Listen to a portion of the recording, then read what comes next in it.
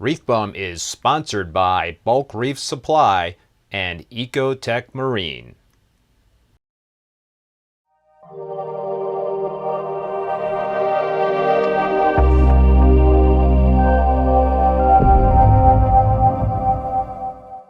Hey everybody, and welcome back to another video. So this is a real treat. I got a opportunity to once again visit my friend Dong Zhou from AcroGarden and check out his facility. I've never taken my camera down to his place in Massachusetts, so this was really cool because we just kind of had a long conversation. Dong showed me around for the sake of the video, and he described how he likes to keep his tanks, his systems.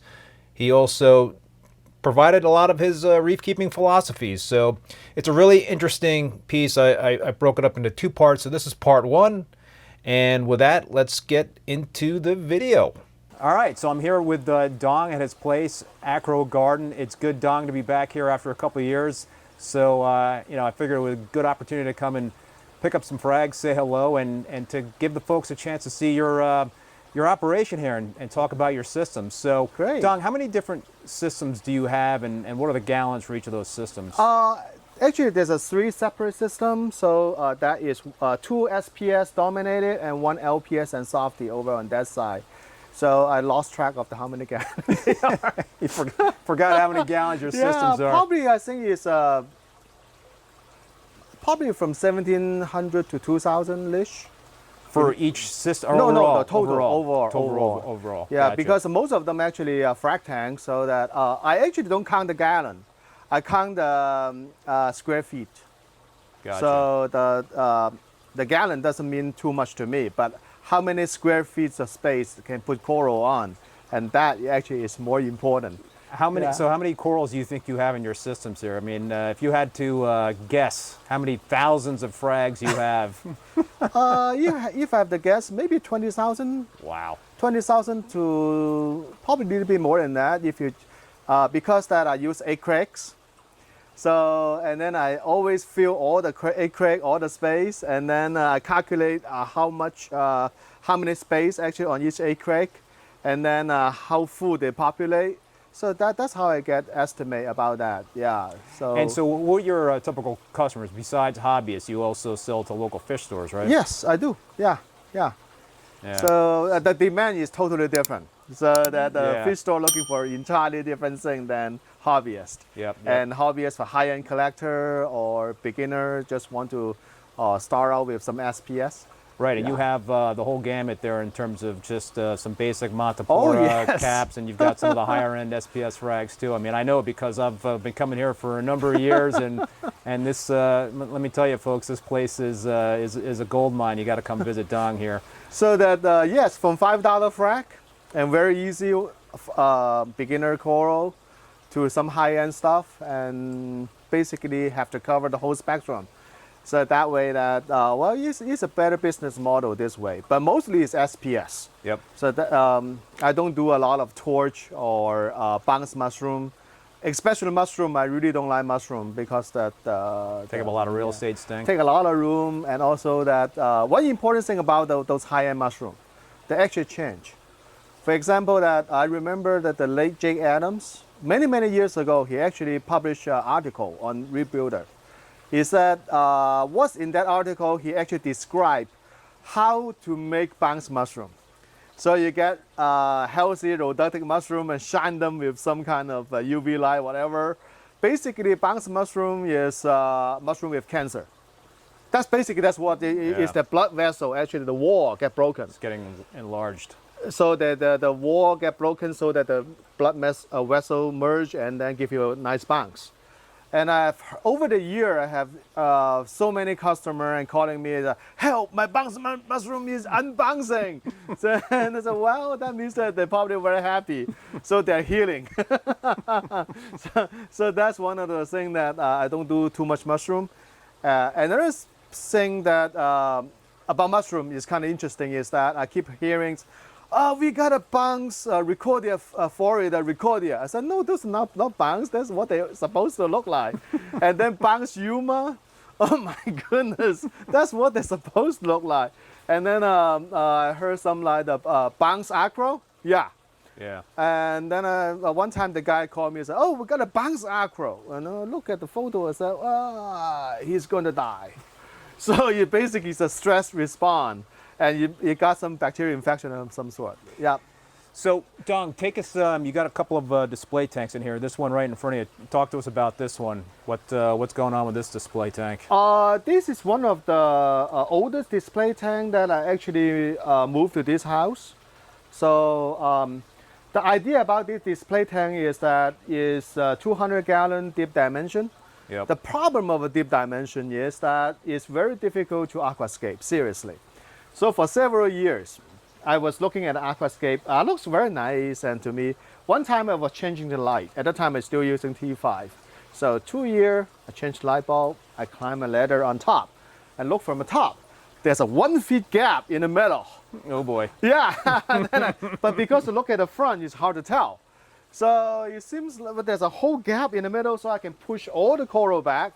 Now I get more space to put more coral in it. Well, that thing is chock full of corals. I mean, you've got some encrusting montes, plating montes on the bottom there, and you've got just a gigantic Milka-stylo colony, which I think is probably one of the most gorgeous corals out there, and it's not an expensive coral whatsoever, but just a gorgeous tank. You've got T5s over that tank? No, this is all Reef Breeders LED. Oh, Reef Breeders yeah, LEDs. there are 2 of them, and plus a light bar, which is really, really old.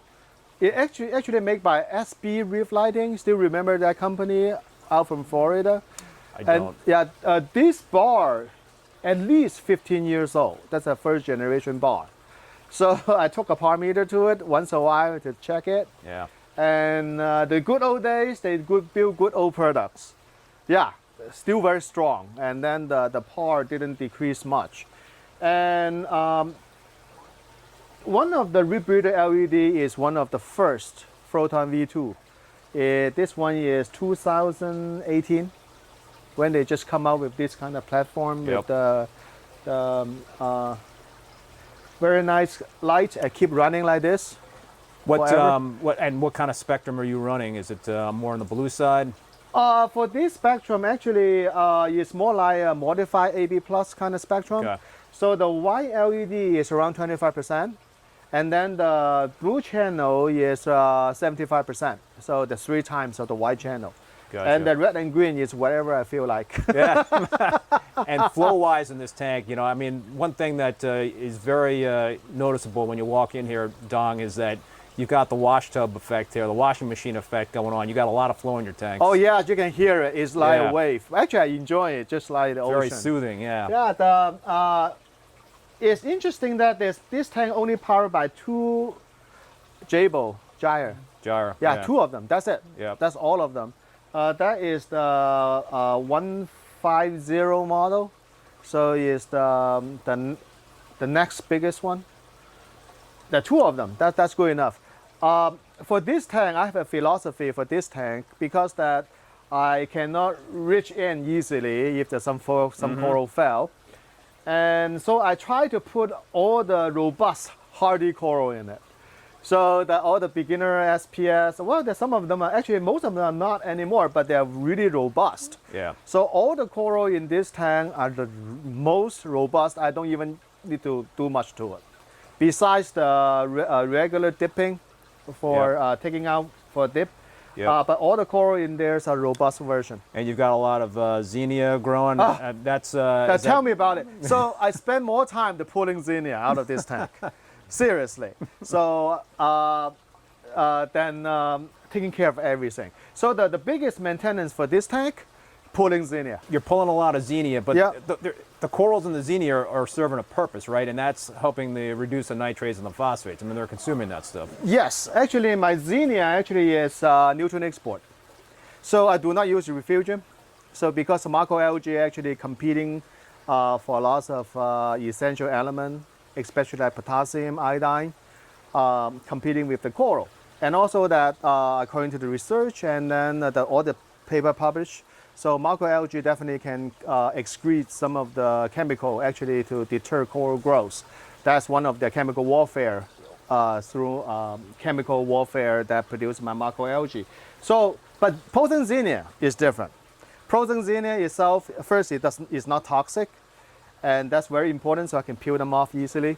And also, they take out the fast growth rate. Actually, they probably on par with any macroalgae, probably even faster. Yeah. So the faster you grow, and then the nutrient export is more important. You're braver than I am. I'm very afraid to put any xenia in any one of my tanks. Actually, you can do something like this. On this system, there's a separate xenia section. Oh yeah, look at that. Look at The that. xenia section has another advantage. It's easy to clean, easy to remove, and also that give to the new hobbyist. Huh?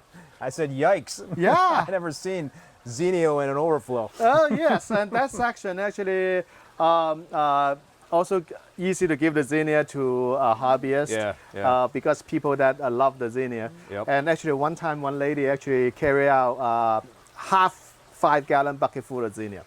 Yeah, and she was so excited. And I was thinking about, maybe you should sign a release saying that one day your tank is all infested. Because the dog. Yeah. So potent xenia is a very good nutrient export. And for a matter of fact, that xenia refugium has been around for a long time. Interesting. Yeah. Then I have another thing, way to do refugium on that system. On the LPS side, instead of xenia, I use rose bubble tip. Let's go over there. Okay. So that is my rose bubble tip refugium. That's crazy. How many bubble tips are in there, do you think? I lost count. Probably there's 20, 30 of them minimum. For matter of fact, there is a colony of rose bubble tip over there. That's about 20 something. If you can see from the side, with clownfish happily sitting inside. And so these are all plumbed in together. These these 3 tanks right here. Actually, 1, 2, 3, 4, 5. These 5 tanks are plumbing together. 5 tanks. Yeah. So these 2 on the left right here. And plus these, this is a whole cluster. This is a whole cluster right here. Gotcha. The rose bubble tip is doing the majority of the nutrient export. Wow. And using rose bubble tip, you don't think those Bonnie caps are pulling their weight too? Yes, they do. Yeah, absolutely. So maybe the whole system is a big giant refugium. So you're not dosing any phosphates or nitrates in this system. I do those my homemade frozen food. They consume quite a bit, especially for the rose bubble tip. Yep. But the phosphate actually is pretty low. Right now on this system is only about 0.2. Well, of course, but on your other system, you were telling me about that 0.4, 0.4 to 0.5 fluctuate that. Crazy. Yep. So the actually somewhere I read a scientific article. I forget where I read it. So the anemone actually is a very good phosphate scrubber. Huh. Anemone, they take in tons of phosphate. Actually, they in terms of the ratio versus coral, anemone is really good for removing phosphate. So I feed similar amount of food to all the fish, but then the phosphate level actually lower on this side. Gotcha. Yeah.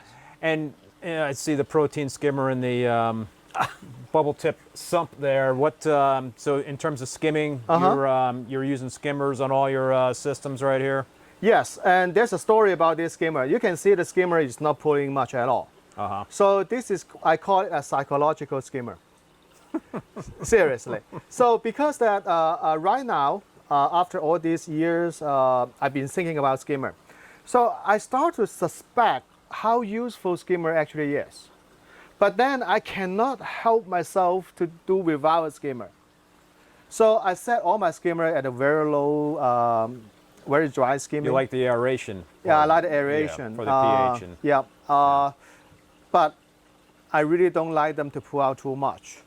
So I read a study before that they analyzed what a skimming is.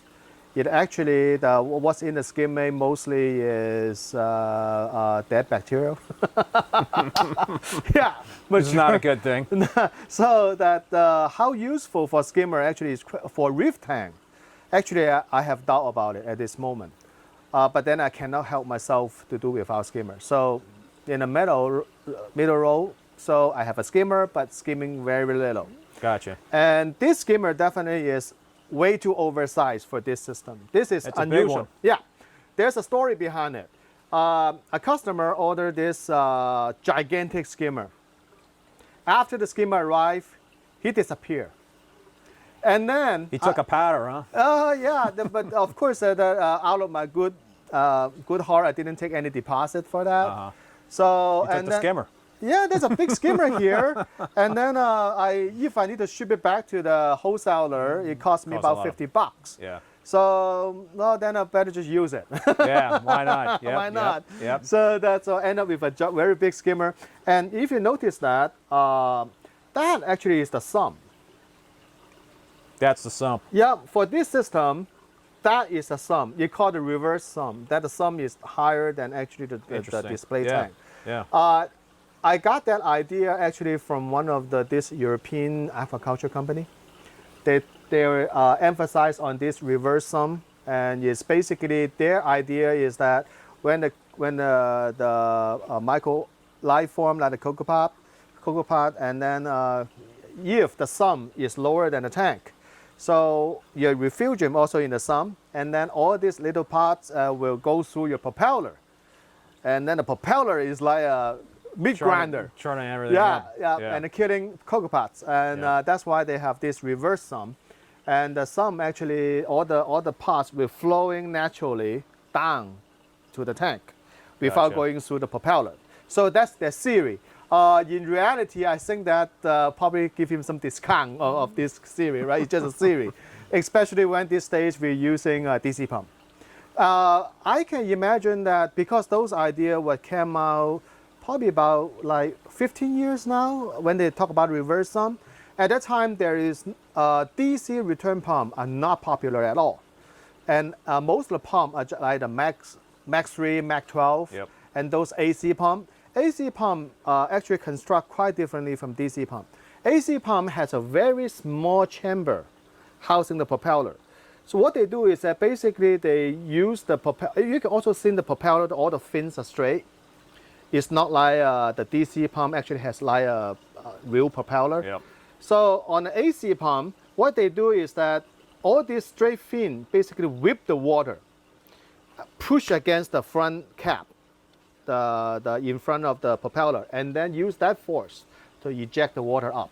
Gotcha. That's called a centrifugal, whatever, that kind of thing. So in that scenario, I can see that many life forms get whipped to smoothies. Yep. So that makes sense. But these days, all the pumps are actually is all DC. And if you look at the DC pump, you can see that the big difference is that there's a gigantic chamber housing the propeller for DC pump. Yep. So in that case, that even a fish can go through it and take a ride. Get blended. Without getting blended on a DC pump. So, I mean, you know, what I notice here, Dong, it's very simplistic in terms of what you've got going on equipment-wise. You know, you've got the T5 lighting, obviously, over the cube right here, and you've got the LEDs, more reef breeders, I assume, and some other types of LEDs. Yes, and actually I do have AI. And also that is a 15 years old, first generation mass spec razor. At the back. Yep. And because I repair LED, I accumulate a lot of parts. Yeah. So you got a big boneyard, I bet. Yes. So all these mass spec razor, actually they got their parts replaced. I actually accumulate quite a few spare parts. Like the controller die, I swap the controller. The fan die, I swap the fan. So if anybody needs any spare parts, go ask Dong. No, because all my mass spec razor are on their last replacement part right now. So after those parts die, so this will go to recycle bins, and then I'm going to use other LED to populate it. And even my all these AI Hydra, you can see that all my equipment except the rebreather, they are not the current generation. They are pretty old. They all works well. So you don't think diodes lose juice over time? That's a very good question. And let me tell you what I found. The one thing that I prefer the rebreather LED is that the diode actually has a very long life. How long is long? Actually, the one that over there from 2018 to now is like 5 years. They're really not much lost in terms of part. But here's an interesting trick. So all my mass spec razor, the puck lasts probably about 3 years, and then they will either they burn out, seriously, physically burn out, or they lost significant part. Here's the thing. How much pars, when you say significant pars, Oh, like they lost about 25%, 50%? No, 40%, 50, 40%, 60%, that kind of thing. Wow, that's a lot. And actually, the most of the puck, they burn out. The blue channel just gone. Wow. That's when I started replacing them. Yeah. There is one thing I learned actually from a friend. He is an engineer from IBM. So he said that 99% of the LED burnout or the loss of efficiency is due to heat. So the heat management is directly related to how long the LED actually lasts. And we can see that the AI is using 36-volt power supply. And the mass spec razor is 24 volt. And the rebreather is 48 volt. Now, here's the thing. So when the same voltage, when a LED operating at, like I said, 10 watt, so the higher the voltage it goes through the chip, the lower the current goes through the chips. And the current is directly related to the heat it generates. Gotcha. So that is why that industrial LED, they normally running at 48 volt, just like the rebreather. So it costs more to make those power breaks, and but it generates much less heat. Gotcha. So when the LED chip is cooler to operate, the life is longer. So because I farm coral, I use this equipment for years. I evaluate them by years, not by the 1 month review, those kind of things. That's not good enough. So I evaluate them by years. Gotcha. So that's why that one big advantage of the rebreather is that they're using 48 volt power supply, and then they run much cooler. For matter of fact, the fan doesn't. Yeah, they last a lot longer because that this is basically is a testament about the quality because I'm using them. So I measure them frequently to make sure that the coral get the best thing. Gotcha. Because the most important thing is the coral. Yes. The equipment is necessary. Is a secondary. Got to take care of the animals. Exactly. Equipment here just to take care of animal. Yeah. So that's why if the equipment still works well, it's still doing its job, there's no reason to replace them. Yep.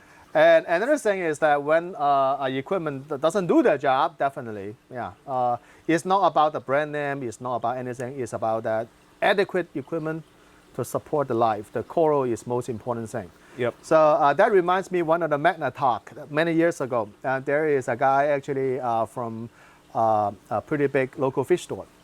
And I think he's in Chicago area, don't quote me on that. So on his talk, one thing that struck me the most is he asked his employee, what's most important in this thing in the fish store? Their employee always answer, oh, the customer is the most important thing. And the customer satisfaction. Then he told them, no, the most important thing is the health of the animal. Because that representing the store, they're representing the customer. When they walk in, they look at healthy coral, and then you get the customer. The customer satisfaction actually coming from the healthy and robust coral. Yep. So the most important thing for like a coral farm or fish store is the livestock. It actually directly reflecting the mentality of the owner. So if you really care about your animal, and that's why the customer should shop with you, because you care about the animal. Yeah, the health of the livestock for sure. Yeah, the livestock, that's what's most important. Yep. So price is secondary, seriously. Yeah. So that's because online I can always say that, oh, now I can get this clam cheaper on this vendor versus on the local fish store. No, that's different, because when you talk about animal, and then the how the animal is, how healthy the animal is, it actually makes a huge factor there. All right, that's a wrap for part 1. Stay tuned for part 2 coming soon in the future. And with that, if you liked the video, please give it a thumbs up and hit that subscribe button if you haven't done so already. Be safe and be well, and we will see you next time. We'll be right back.